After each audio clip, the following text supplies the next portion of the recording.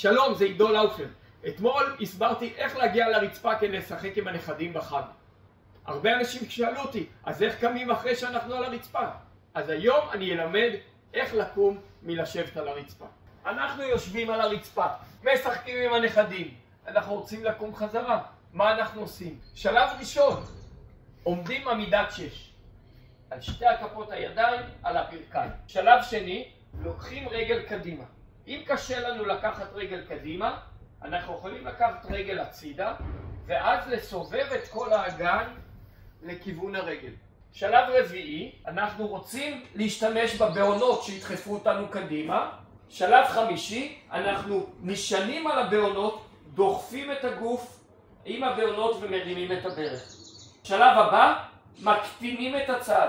שלב חמישי, מעבירים משקל לרגל האחורית. והשלב האחרון, מכניסים אוויר, מוציאים אוויר תוך כדי התרוממות מעל המרכז. שיהיה לכם חג שמח, ושהחטופים יחזרו אלינו עוד לפני החג. בלי זה לא יכול להיות חג עם שמחה. אם אתם מפחדים מנפילות, תצטרפו אליי להרצאה בזום. יש את הקישור למטה בהערות. תיכנסו לדף, תירשמו ונתראה בהרצאה.